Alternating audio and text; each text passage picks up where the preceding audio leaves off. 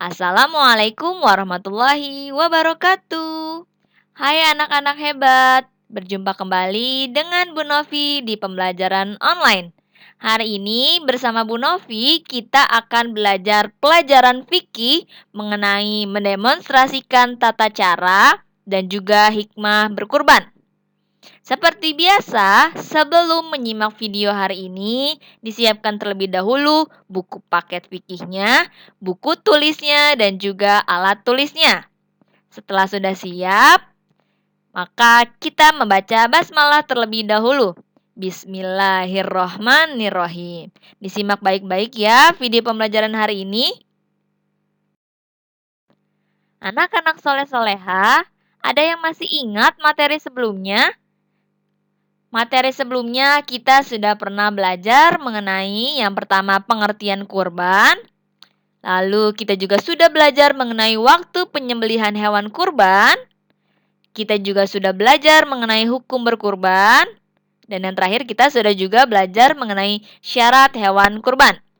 Selanjutnya kita akan mempelajari mengenai mendemonstrasikan kurban dan juga hikmah dari berkurban. Anak-anak Bu Guru sudah pernah ada yang lihat belum? Penyembelihan hewan kurban itu seperti apa?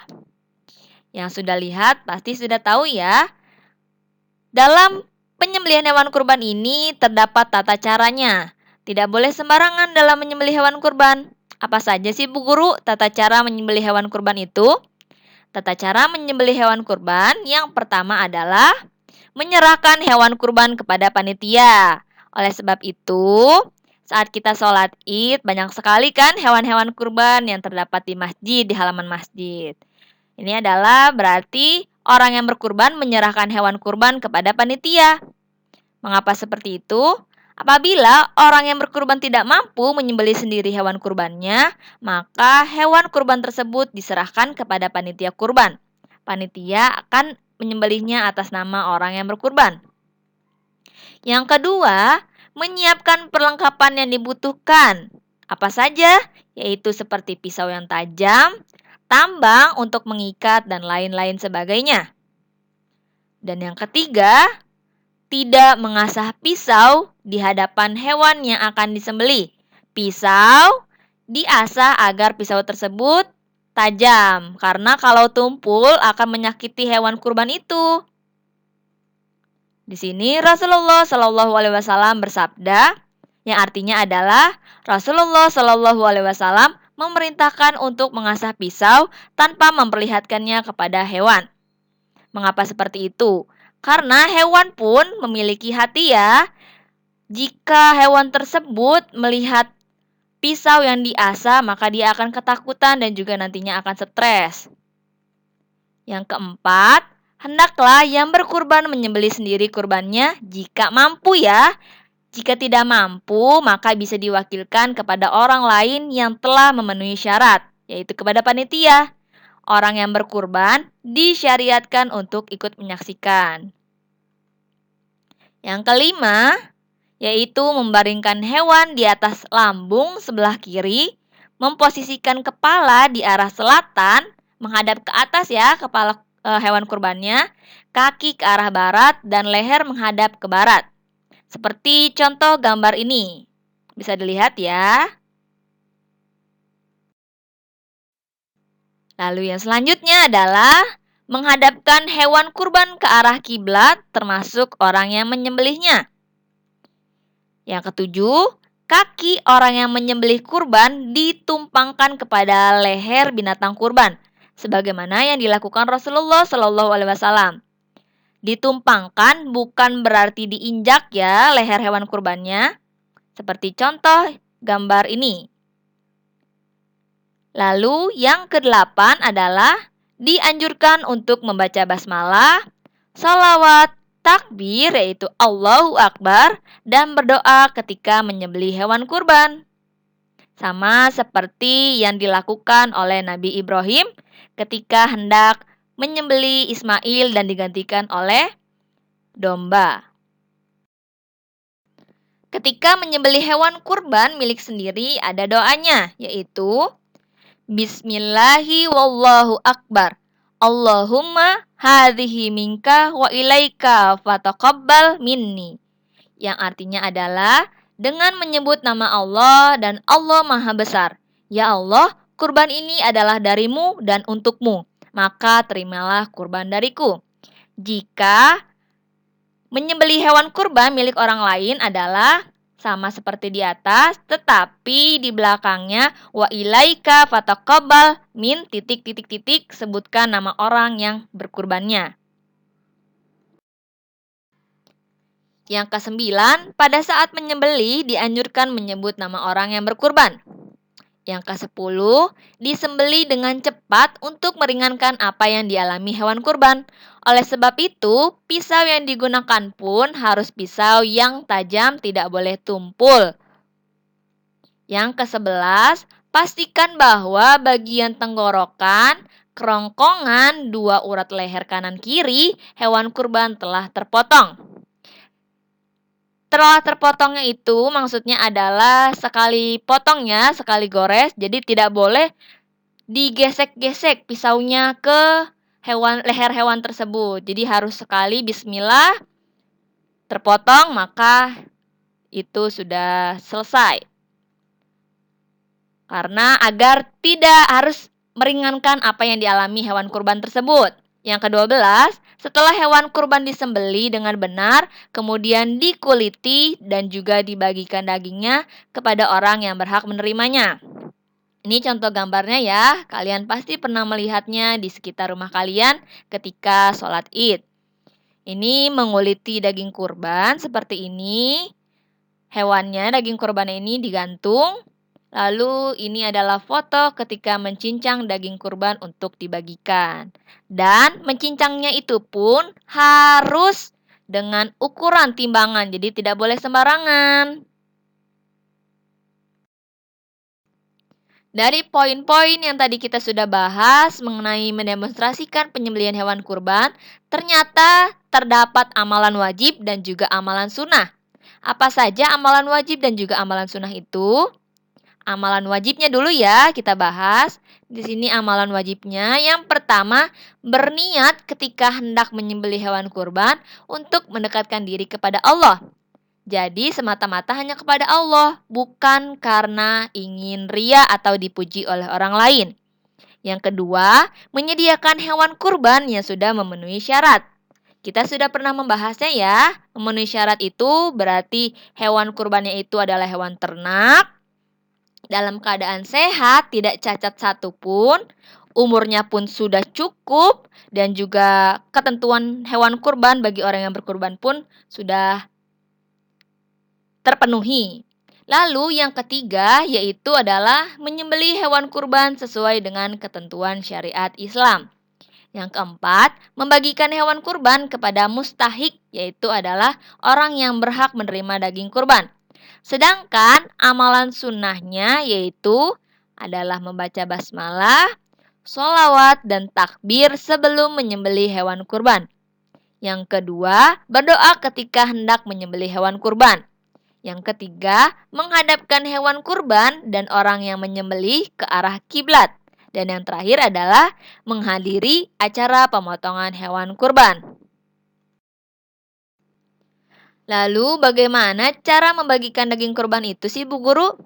Membagikan daging hewan kurban tentunya memiliki ketentuan-ketentuan sendiri ya. Kurban di sini ada kurban nazar dan juga kurban sunnah. Kurban nazar ini adalah kurban wajib yaitu karena adanya janji. Kurban sunnah ini adalah kurban yang dilaksanakan jika sudah mampu untuk berkurban.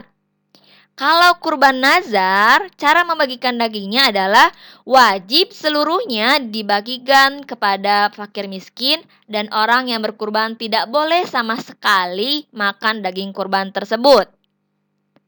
Sedangkan jika kurbannya itu adalah kurban sunnah atau karena kita sudah mampu untuk berkurban, hewan kurban dapat dibagi menjadi 3 bagian. Apa saja itu? Yang pertama adalah 1/3 untuk orang yang berkurban dan keluarganya. 1/3 disedekahkan kepada fakir miskin. Berarti sudah 2/3 ya. Lalu yang ketiga terakhir, 1/3 lagi diberikan kepada orang-orang di sekitar kita. Beribadah kurban mengandung berbagai hikmah, baik bagi orang yang melaksanakan kurban maupun kepada masyarakat sekitar. Di antara hikmah kurban adalah yang pertama, menjadi hamba yang pandai bersyukur terhadap nikmatnya. Yang kedua, bukti cinta sejati kita kepada Allah Subhanahu wa taala. Yang ketiga, semakin mendekatkan diri kepada Allah Subhanahu wa taala. Yang keempat, mempererat tali silaturahim antara yang berkurban dan juga orang yang menerima daging kurban. Yang kelima, kepuasan batin karena dapat menggembirakan fakir miskin. Yang keenam, mengenang ujian kecintaan Allah kepada Nabi Ibrahim alaihissalam.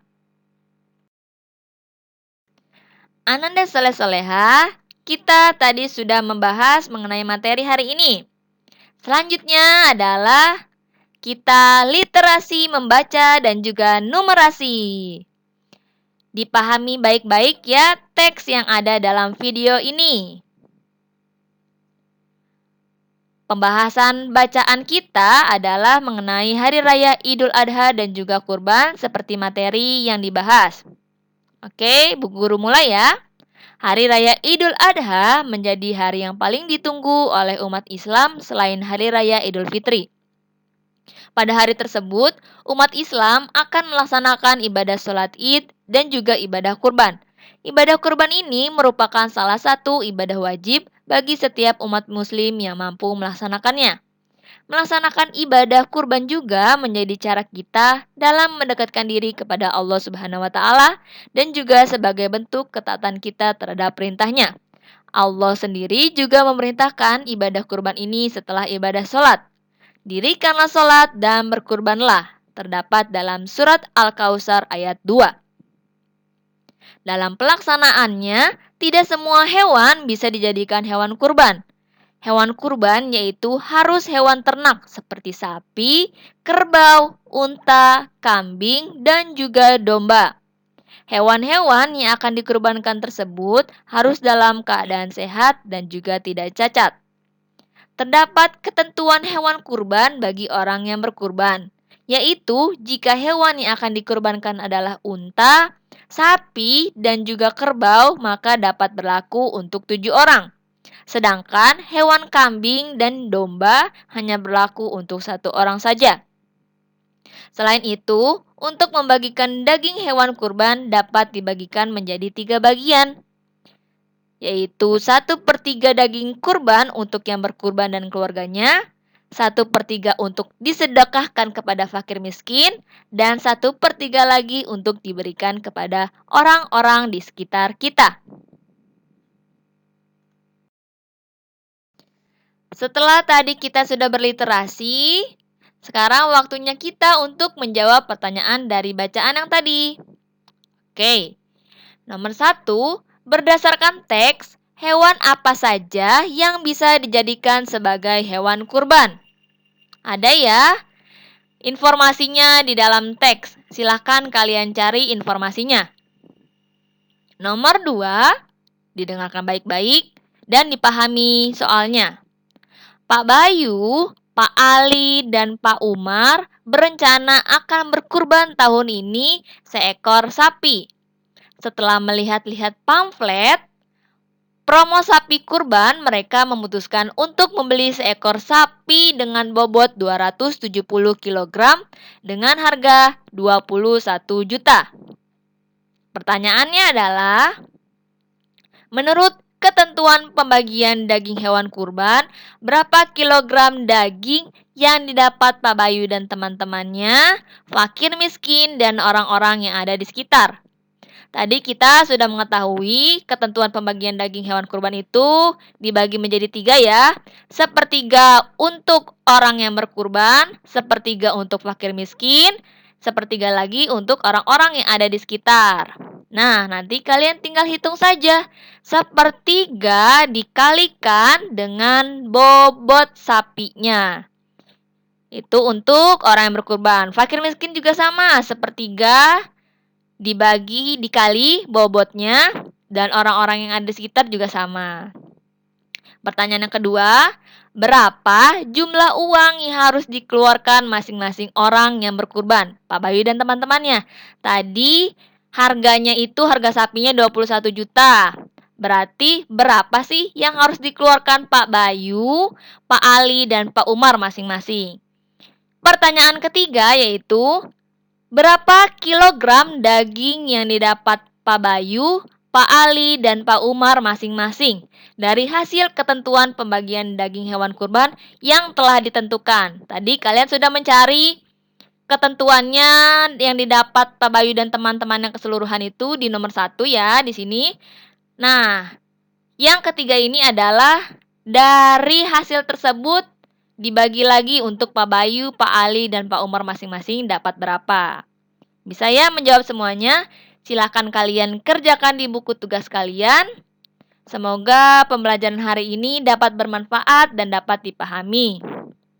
Bu Guru cukupkan pembelajaran hari ini. Semoga kalian tetap sehat dan juga tetap semangat. Wassalamualaikum warahmatullahi wabarakatuh.